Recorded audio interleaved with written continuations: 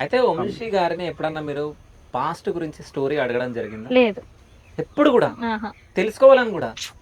అనిపియలేదు. Okay. నాకు అనవసరం అనిపిస్తది అంతే. ఓకే.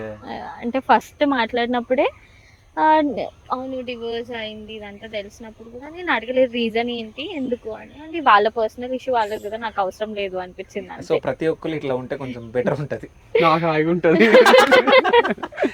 అయితే నీకు మనం మాట్లాడుకున్నాం చాలా సార్లు. హ్మ్. సో, నీ పెళ్ళెప్పుడు? నీ పెళ్ళెప్పుడు? నీ పెళ్ళెప్పుడు? అని ఇట్లా అడుగుతా ఉంటారు కదా! అవును. సొసైటీలో ఉన్నారు కదా! మీ హ్మ్. చుట్టాలు, మా చుట్టాలు హ్మ్. అందరూ. హ్మ్. హ్మ్. సో, దీని తర్వాత ఎవరైనా క్వెషన్ ఏయడం జరిగిందా? ఏ దీనిపైన? విషయం? ఈ ఈ విషయం పాస్ట్ పైన ఎందుకు ఆ! విడిపోవడం అనేది? చెప్పా నేను. అడుగుతారు అందరూ. చాలా ఓకే. మంది అడిగిండ్రు. అన్‌లెస్ అండ్ మై ఫ్యామిలీ ఒక ఇద్దరు ముగ్గురు ఫ్రెండ్స్ అండ్ హ్మ్. ఫ్యామిలీస్‌కి తప్ప ఎవరికీ తెలవదిది. నేను చెప్పలే గూడా. హ్మ్. నేను చెప్పను డిఫరెన్సెస్ వచ్చినాయి అని తప్ప ఇంకెప్పుడు గూడా దాన్ని ఎక్స్‌టెండ్ చేయలే ఆ టాపిక్‌ని.